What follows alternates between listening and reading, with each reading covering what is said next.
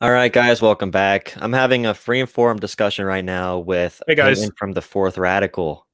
So make sure you check out his channel on YouTube. It's very good. He has very good Thank audio you. setup that I don't have. Good microphone. You got to get one of those. I don't know about that. I'll tell you. I mean, the audio is an absolute nightmare. So Yeah, I don't know if I even recommend upgrading anything. worst part of recording. But I mean, this weekend Yeah. is July 4th, obviously Independence Yep. Day, and with everything going on, and with like your knowledge of, American history, what was actually happening in 1776 when we got, hmm independence. How is, July 4th seen in your view right now? So, I was thinking about this. I was thinking about July 4th, obviously, over the holiday. And, I don't want to focus too much on like what it actually means or what it represents. I want to think about like what it could represent, right? Like, I want to be maybe a bit of an optimist about it. Because in many respects, yeah, it's oftentimes used to cover over imperialism, used to cover over things that I'm not too fond of, right? But there is a deep sense in which it could be optimistic, right? Like we could look forward to the possibility of creating the world's seriously, truly first, multiracial, most multi-ethnic, multi-everything, Mm. inclusive, trans inclusive, which is something that we're really struggling with right now in this country, democracy. So I think that if we can accomplish that, then July 4th would be worth something, would be worth celebrating truly. Yeah, I agree with you. It should be looked at more optimistically. I feel like a lot of people on the left will want to look at it and say, no, I mean, we still had slaves in 1776. It's not something to celebrate. But I mean, every historical event, every historical symbol is going to be marred with really bad things. It's just how it is. It's how human progress is. And like you said, it should be more of a day of celebration of where we got to, not just a celebration of, yeah, red, white, and blue. Yeah, blow up some fireworks and stuff. What As long as you're recognizing the nuance of it, like I see people on the left doing, it still should be something to be celebrated, but it just shouldn't be overly nationalistic. Well, and also the things that it took in order to get there, right? Like there's a lot of good values that it took to make the progress which we did get, as minimal and as limited and as still oftentimes problematic as that progress was. Some of Yeah. the values underlying those things, not all of them, obviously, but sometimes there was good values behind some of the good changes that we got. If we can talk about the values that we were able to cultivate the things that were required in order to get to the progress that we have made, maybe we can talk Yeah. about taking a few more steps forward. Yeah, I mean, no matter where we are now, it did take a lot to get here. And when you look at our nation as a whole, we're a country of 330 million people around there with 50 different states, and each state is the size of a European country on average. And we have all these people together trying to be under one flag, under one ideology, under one central government that rests on the East Coast. And I think it's really underlooked how we keep things so stable with 330 million people. Because when you look at the world, you don't have countries this big that are still free. Although we are far right wing, although we are, white nationalist, although we are ran by billionaire pedophiles, there are things that the people at the ground level have done to make this country a better place throughout time, and all that shouldn't be thrown away because of the people that are continuing to make it dark. Because I mean, there's nothing we can do about our history. There's nothing we could do about who controls us, but we can celebrate what we are doing on the ground right now. And I don't think we should totally look at the 4th of July as something evil. And like I said before, every country, every historical symbol has difficult times they had to get through. And it is good that we got to this point, no matter how pessimistic you want to see it. And we also have to ask ourselves, what kind of history do we want to tell ourselves? Right? Yeah. Like we can tell ourselves any history we want. We can tell ourselves the optimistic history where we're always the good guy, where we always did the right thing.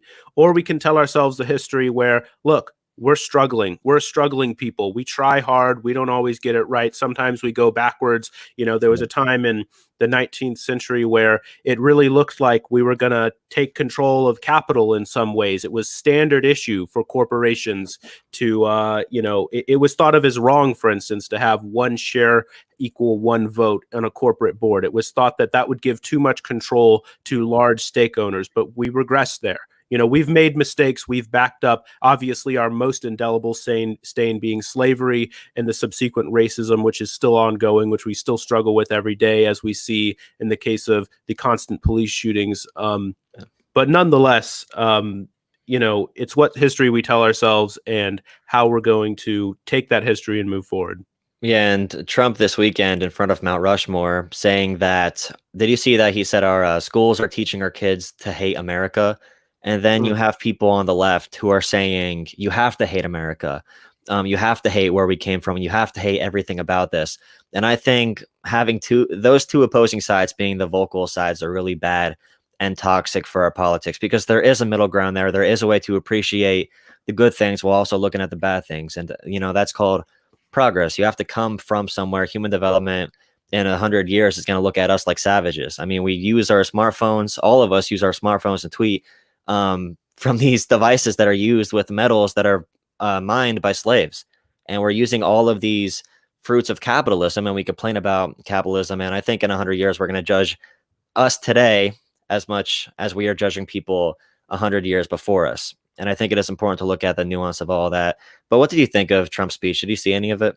I did not see too much of it, to be honest. I did see maybe small clips of, or I read small, short articles of what was going on, but I don't think I saw any particular part of that. I was, actually, doing stuff for for the fourth, as opposed to sitting and watching Donald Trump up there. Nonetheless, though, your comment there that schools are teaching us to hate America, Yeah, that's what he said. That Donald Yeah. Trump said that I mean, that is absurd. If The anything, opposite. if we really want to love America, we have to understand our own faults. We have to have a realistic picture of ourselves. It's just like any relationship, right? If you have unrealistic pictures of what the person is, then obviously you don't really love them. You don't really love that person. You love this idealized picture in your own head and in your own mind. And when reality comes to bite, then there's going to be problems. Same damn thing when it comes to America. Same thing there. You have to have a realistic picture of what's going on. And that means looking at the faults and choosing whether or not to accept them. You don't have to, right? There are other countries out there. You don't have to accept America with its faults. But if you're going to choose to accept America with its faults, it means talking about progress. Also, in any good relationship, you care about the other person developing. You're not trying to, force the other person, certainly, Yeah. but you care about that development. Yeah, and we have our textbooks still in Texas. If you look at older ones, I'm not sure how the new ones are reprinted, but it'll tell you things like the Trail of Tears were, agreements. And there is a complete whitewashing of our history as well that needs to be confronted. But when we do bring that up, we can't tell every white person, we can't tell every person who doesn't agree that America did do something evil. We can't tell them they're idiots, because they've been taught, they've been indoctrinated their whole lives to look at America as a country that can do no wrong. And we come up to them and say, no, but America did everything wrong. It's just is going to bounce right off them. It's not going to penetrate at all. When we approach these things, we need to do it in a way that's going to penetrate and that they can get along with. We can't make everyone seem like an enemy. It needs to be about addition and less subtraction. And if we keep on turning people away from, our ideology, they're going to end up going and voting for Kanye West in upcoming elections and keep on treating this like a game. Because it does feel like, Yeah. why be a part of something that, why learn about something that you're just being called an idiot about? Well, look, I mean, our fellow citizens are just like any person that you love and care about, that you trying to have a conversation when you disagree with them about. You have to meet them where they are, sure, and certainly you can't tell someone, oh, well, just go educate yourself, right? Oh, well, why it's your fault for not being educated. You have to be willing to engage in that. And it's hard work. It's hard work. And if you're not willing to do that, then you're not an activist. There's a lot of people calling themselves activists who are on Twitter. Now, I will say one thing.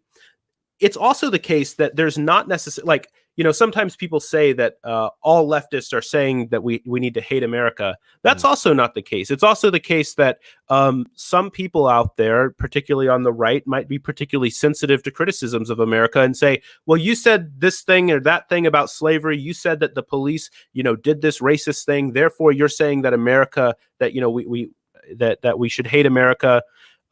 And so there is an issue of dialogue, and it's on all sides, and it's a difficult thing to do, certainly.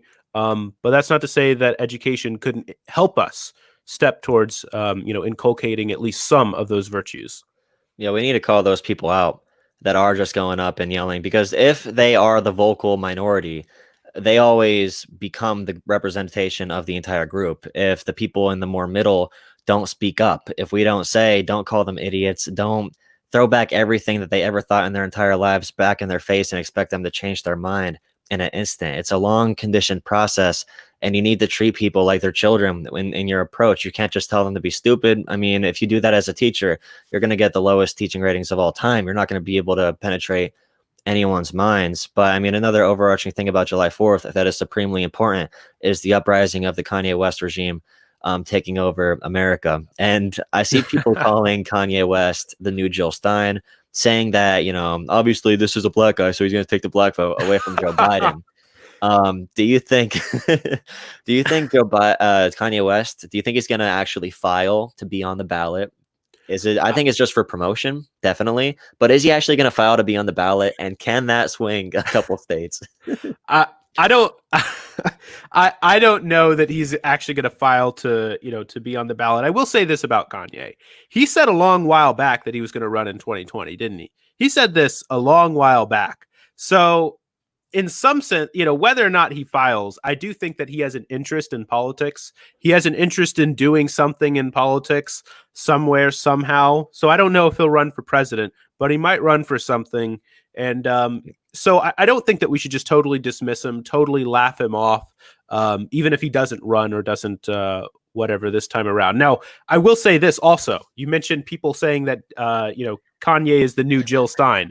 There are some people out there, I'm telling you, man, who have, I don't want to say brainworms, but like there are some people out there who have been truly infected by mainstream media talking points and think that, oh, well, Kanye West, because he's black, is just going to take the black vote. Mhm. Black people are going to vote for Joe Biden. Like, I mean, this level of thinking is really I want to say embarrassing and sad, and it is.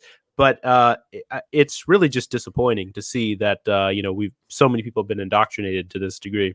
Yeah, the reaction was more interesting than the actual announcement, because I'm used to celebrities Yeah, doing this kind of crap all the time. But when I saw a tweet, it was shared around a lot. It has around 800,000 likes right now that says a vote for Kanye is a vote for Trump. And then in the comments, it'll say like a vote for anyone but Trump or but Biden is a vote for Trump. A vote for Green Party is a vote for Trump.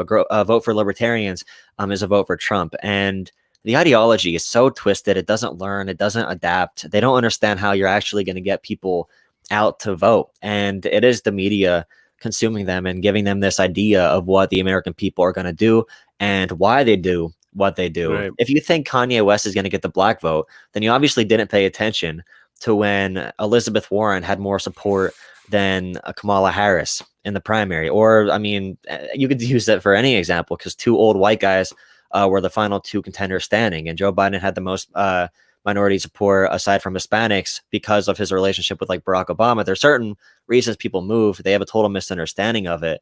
But when you look at the actual numbers with like PA, Ohio, and like Michigan, Wisconsin, these states that were decided by between like 20,000 to 60,000 votes, someone like Kanye West, not West, West, as a Yeah. joke, I'm saying yes to West, as a joke, I feel like meme culture could take it far enough to swing a couple thousand votes in those key states. I wouldn't be surprised, but I suspect that many of those people were already going to be protest voters. You know what I Yeah, mean? Like, good point. I suspect that a lot of those people who are memeing and who are like, I might vote for Kanye, are like, well, look, Kanye is the only person here who's not a possible rapist, right? I mean, we're talking about Joe Biden rapist, we're talking about Donald Trump rapist, and so some people may use that to say that, well, look, we should support someone like Kanye West. Now, I don't necessarily go to that conclusion from those premises there, but I do think that those people there are probably already going to be protest voters. Yeah, that makes a lot of sense. And I think people are really losing momentum right now in the task of getting Joe Biden elected, because around a month ago, I saw a lot of progressive commentators and a lot of progressives that were going to cast protest votes change their minds when Trump was going to bring back the Insurrection Act, and he's like, "We're going to bring the military on the American people who are protesting." And when he was gassing protesters and all that stuff, I saw people shocked and people like, "Wow, I didn't think he'd go that far." And a lot of people saying, "Okay, you know what? this is terrible, but I will vote Joe Biden. But when you get to November, the strategy of shaming everybody who won't vote against Trump, there's going to be a debate probably a week before, I think, a week before votes are actually collected. And if Joe Biden does really bad there, and the only argument is you're going to be shamed if you don't vote for Trump, let's imagine the economy rebounds, meaning the stock market basically, but everything that needs to be perceived about Trump for him to win, imagine that comes back at that point. I don't see how this strategy overall is sustainable. And I don't know who I'm voting for yet. I don't know if I'm voting for Biden, Jorgensen, Hawkins, or I'm not voting for Kanye, but I don't know what I'm doing yet. Mhm. But when I hear MSNBC hosts saying grow up and get in line, like that's the opposite of what I want to do. I want to vote for someone because of actual reasons. Right. I want to vote for someone who I actually care about and who truly reflects my values. Vote shaming absolutely doesn't work. If anything, it makes me want to like man, piss off. Get out of here. Get out of here. I'm gonna do exactly what you don't want me to do just because I Yep. want to stick it to you.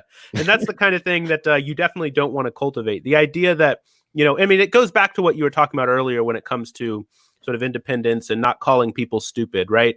You want people to feel like they're invested in America. You want people to feel like they truly have a say, and that's going to be the kind of thing which prompts them to want to learn how to deliberate better. If they feel like their voice is going to get heard, then maybe just that aspect of it will improve the value of the sort of ability of Americans to deliberate, because they'll realize, look, if I can learn how to deliberate more properly, if I can learn how to listen to other people's arguments better, then actually people will listen to me too. And that's a really important thing, which a lot of people, miss when it comes to this. And also, I want to point out one other thing. There's this whole debate over third parties. And here's my take on it, right? Or at least part of my take on it. I think that, no matter what you decide to do, whether or not you're like, I'm going to vote for Biden, or whether or not you're thinking you're going to vote for third party, I think that if you do have any sympathy to the case, I think that we do have a general obligation to seek to build institutions which will make third parties possible in this country. Right. Third parties are not possible for a whole host of reasons, including the way that the electoral system is set up, the way in which our Constitution is written, the way in which the Senate is structured. There's a lot of different reasons why third parties don't work in this country. But I think that we can all agree that if we had more open democratic discourse and allowed people to be able to more clearly and accurately reflect their vote, we would have a better democracy. So I do think that even if you're sitting here, well, you know what, I do agree this time around, I'm going to vote for Joe Biden. If that's you, I'm also undecided in many respects when it comes to this election. But if you're sitting here, well, I'm going to vote for Joe Biden because Donald Trump is so bad. If you're even a little bit sympathetic, if you're even just a little bit sympathetic to the struggle, which a lot of people have to go through every single election season, looking on the ballot, seeing two people they don't agree with, then I think that you should think about what are the things which you can do in your life to move the issue, move institutions to enable the possibility of third parties in this country. Because I think that more than just about anything else, that will do a long ways to get a lot of great things passed in this country. Yeah, they don't even need to tell us that Biden is good. I mean, they know they can't say that, so they're going back to voter shaming, but they He's could hiding. literally, I mean, good if they want him to win, if we Right. want him to win, if I mean, that becomes such a dire situation where he is standing in, if Joe Biden is standing against us in fascism, God help us. But they could literally go through Trump's tax plan. Trump's tax plan makes Reagan look like Bernie. And if you go through Trump's record on pretty much anything, if you look how he violated the emoluments clause multiple times, how he spends all his money at his own golf courses, how he has so many twisted business dealings with all these people and tear gassing protesters in front of the church. There's so many things to go on, but they're relying on voter shaming because they have no other lane. But when you talk about like third parties, I'm not sure if I would vote for Green or Libertarians right now, because you talked a lot about the systems that enable third parties to be successful. And if I was going to vote for a third party, I would want it to actually have some fundamental change where that party gets to get qualifying funding or something like that at that 5% mark. So even though the Libertarians don't align with me politically on the fiscal side, they're like the complete opposite. The Greens will get about 1% in this next election. The Libertarians are going to get 3 to 4%. Just like Gary Johnson did. Would I rather, or would you rather vote for someone who agrees with you more, or someone like on the libertarian side that allows that third party to gain more momentum and actually crack into the system a little bit. So I don't necessarily think that that's like the right way to talk about advancing third parties, because you're not changing the structural barriers which Mhm. made the resistance to third parties possible in the first case, Yeah. right? I mean, when we talk about third parties not existing in this country, that was by choice. That was by choice. It wasn't, oh well, it's just that there's no interest for a third party in this country. People are shaped deeply by institutions. We love to think, for instance, of Sweden as this eternally egalitarian country. Sweden was one of the most unegalitarian countries just a few hundred years ago. Just a Mhm. few hundred years ago, they were the country that was resisting all the change, resisting all of the modernization.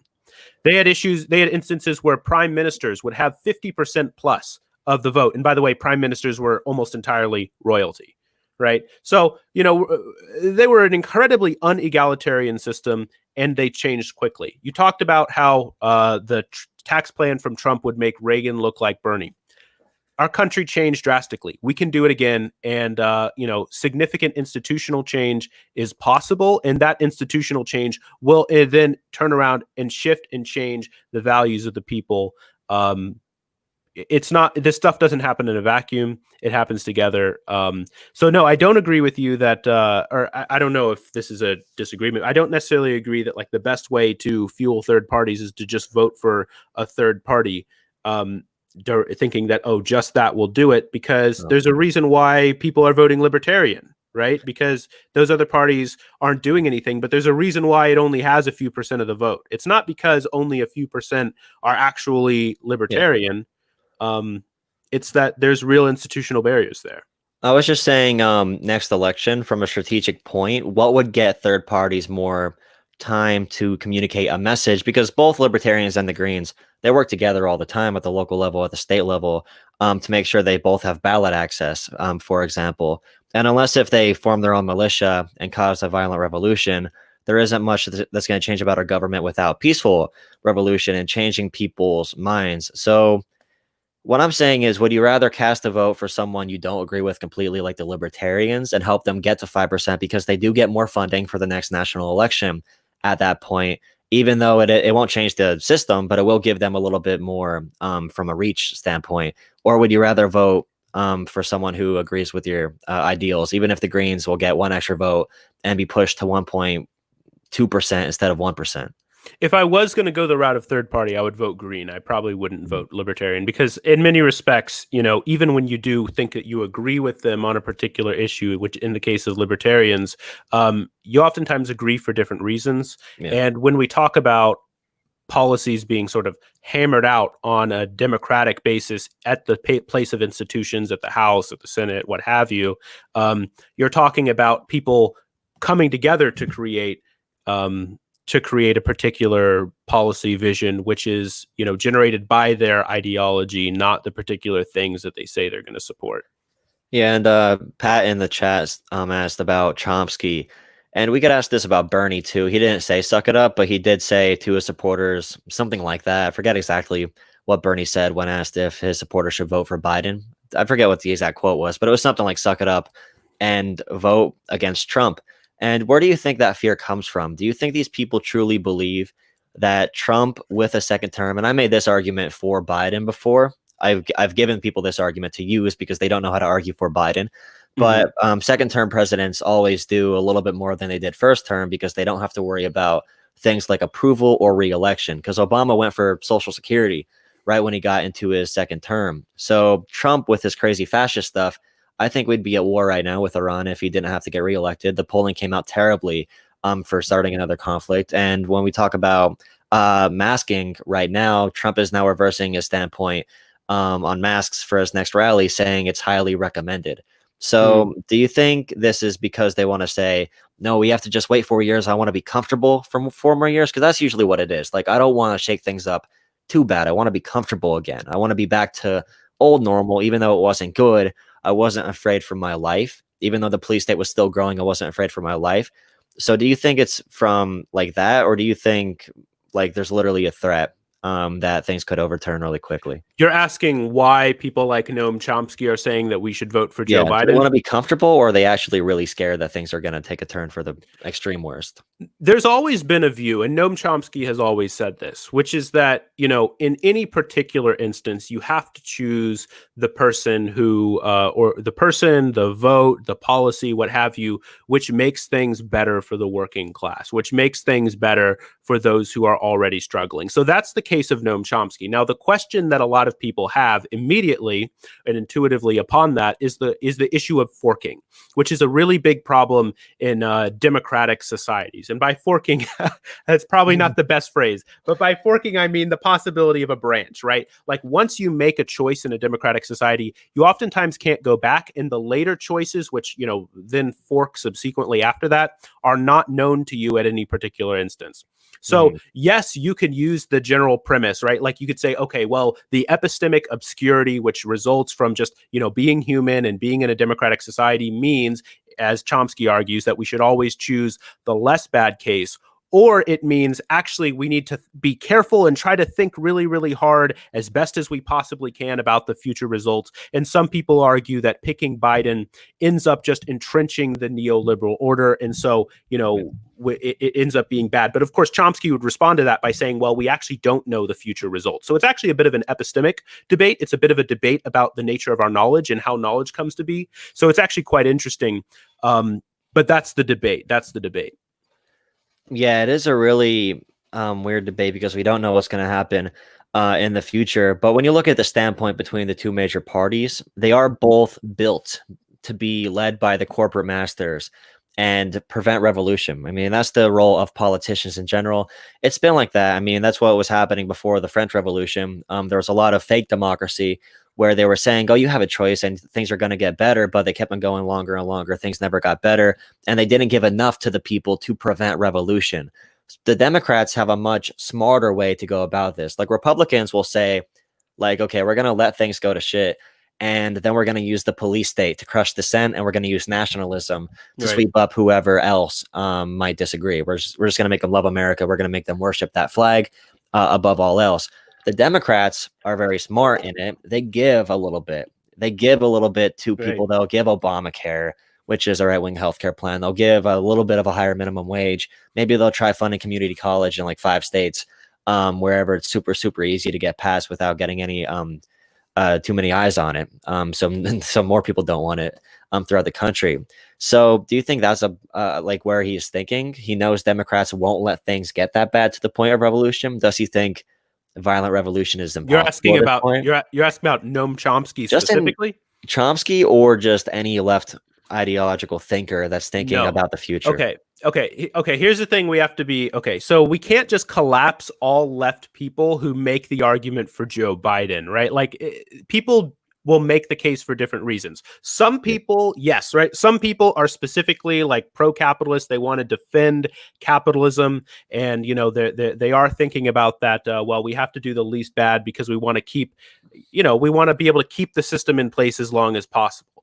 Other people really just in principle, on the basis of what's going to lead to the best results, as I do think is the case for Noam Chomsky, think, well, the principle which we should go by in democratic governance, since we never know the future results, is when we're presented with a choice, always pick the least bad option, even if the option isn't particular good, even if you're worried about particular like sort of future events, right? Yeah. Even if you're worried about future events, because you don't actually know how those future events would unfold, right? That's the case that Chomsky and which some other leftists make. Other leftists are making the pro-capitalist case. So you can't just collapse all of them together like that, I don't think. Yeah, I agree. You can't put all ideological viewpoints into one. So, as far as the future is concerned, you look at Trump with a second term. Do you agree with me that he would have gone further with like the Iran conflict at the beginning of this year, with avoiding doing anything about COVID, if he didn't have to worry about re-election? Do you think he would have gone further in his crazy policies? Um, it's really hard to tell, right? Because in some cases, I think it's on a case by case basis, right? Because, for instance, right now we're seeing Republicans overall trying to pressure trying to pressure Donald Trump to talk about mask wearing. We saw Mitch McConnell come out wearing a mask, telling everybody, wear a mask, wear a mask, wear a mask, because they're looking at the poll numbers and they are freaking out right now. We're seeing Republicans across the board, trying to convince Donald Trump, trying to convince Republicans to make mask wearing cool. Yep. And Donald Trump is resisting it. In other cases, I think that, it is a situation where Donald Trump would probably go further. I think in the case of the police violence, in the case of the oppression, if he didn't have re-elections to worry about, I think that would have unfolded very differently. I think it really would have unfolded very differently. In the case of the mask wearing, though, I honestly think that I actually think the opposite of you, which is that I think that there would have been more legislative pressure from Republicans going up. Republicans would have been more willing to challenge Donald Trump, is what I mean to say, right? Because Donald Trump wasn't going to be on the ballot next time around, and I think that there are a lot of Republicans right now who are actually hedging their bets. Like as much as we might want to lump all Republicans as pro-Trump Republicans, there are pro-Trump Republicans who are pro-Trump and pro-Trump Republicans who are pro-Trump but are silent in a certain sense. But they're pro-Trump in the sense that they enable Trump, but they're anti-Trump in the sense that in their heart, they're like, I don't know about the mean tweets. They might agree with them on all the policies, all the economic policies. They want to screw over the working class, but they might turn around and, in their hearts disagree with them on some of the mean tweets and would push back a little bit more. So I actually think that the COVID stuff actually might have unfolded, weirdly enough to say, I actually think that the COVID stuff might have unfolded slightly better for just nationwide had it happened if Donald Trump was on a second term. When it comes to the police oppression stuff, I think there would have been a much stronger crackdown if Donald Trump was on a second term. I think people love Donald Trump so much. His supporters that do support him love him so much. Like Matt Gaetz is one of the biggest Trump bootlickers, and he's in a district that is 80% Trump. I think in the 2016 election, it was at least. And I think no matter what, him going against Trump would really hurt him. Any Republican going against Trump would hurt him because Trump is basically the new model. Trump is the model for what the far right wants. They see Trump, they see more than just a politician. It's more than just an incumbent. It's more than like George W. Bush was at re-election, although he was widely unpopular with pretty much everybody. It's more than that because it is more of a cultish thing. Like you have to really work to get people to agree that Donald Trump said something. And that's not just with one person. This is with like literally 9 out of 10 of his supporters. If I say his quote, I have to like show them the video 10 times in a row and then like take them back in time to see it in live replay, like that being at the event, right? Before they'll believe that Trump actually said something. So it is really confusing because it really doesn't play by any playbook. It's all happening in a way, it's unfolding in a way that's unprecedented, and there's no way to really predict where it could be going in the future. But anyway, you got to go. Well, hold on. I want to say one more thing before more thing before we go. I think that we'll see. We'll see whether or not the Trump phenomenon continues, or whether or not. Well, here's what I'll say. We'll see whether or not the Trump administration was a phenomenon or whether or not it's a movement. We're going to see. There are some sort of new right people coming in, and we'll have to see whether or not they continue the Trump movement and how the Trump movement evolves, I guess. So, yeah, they better hope. See how it goes. Democrats better hope that they don't find a Republican that is as good at politics as Barack Obama was. Because if there was somebody with Donald Trump's politics that could speak like Obama and be that persuasive, like if he wasn't an old, obese, idiot, 70-something-year-old man and he wasn't, a complete... he's especially out of politics, and especially with the way that liberals fetishize just the performance of things, right? And by liberal, I mean moderate, left-leaning Democrats, right? Like, I mean, these people out there, there's so many people out there who just fetishize the performance of it. You see them fetishizing George W. Bush all of a sudden, like, wow, look how much of a president he is. And it's this weird sort of reverse own, right? They're trying to own the Republicans by saying, look how this Republican is going against Donald Trump. This should be a model for all Republicans. So they're trying to do a weird reverse own, but what they end up doing is just, praising this guy who is a war criminal, a war criminal, but they're praising him because, oh, look at the performance of it. Look at how he's telling them to wear masks, right? I mean, the bare minimum, the bare minimum. Kanye, And welcome we to the saw it, resistance. and welcome to the resistance. And we saw it with the Russian bounty story, right? Where suddenly we had Rachel Maddow coming out, do something, do something, do something. You know, I was at the gym. Russia. You know, I was at the gym like 2 or 3 days ago, and you know, two guys were in a fight, or well, we're about to get into a fight because I guess one guy was talking to another guy's girl or something, and the guy was in his face like, "You do something, do something, do something, do something." And I, of course, you know, me being the nerd, I just thought of the whole thing going on right now with resistance libs, with Rachel Maddow, with all these resistant libs coming out saying, oh, Donald Trump, when are you going to do something? Do something. When do something only ever means military action. Yeah. Only ever means military action. Do I like the idea? Do I like hearing a story that another country was paying for bounties on American troops, which, by the way, to be clear here, the intelligence was disputed, right? Yeah. But let's say it's 100% true. Do I like hearing that story? No, of course not. No, of course not. But that doesn't mean that we should throw out our own views, our own values, and our own beliefs as soon as we hear that story in order to get a win, in order to get an own on Donald Trump. Hey, man, I'm just saying, just wait until they find a Candace Owens that can have some reach. You're going to see MSNBC saying some really racist shit. But anyway, have a great rest of your night. Peyton from the Fourth Radical. Right. Check him out on YouTube. It's spelled out fourth. It's not like 4th. It's complete fourth. Nothing too short. It's always a nice descriptive video from Peyton. Check him out. Thank you for talking to me for this half hour. All right. Appreciate it. All right, have a good night. See you around.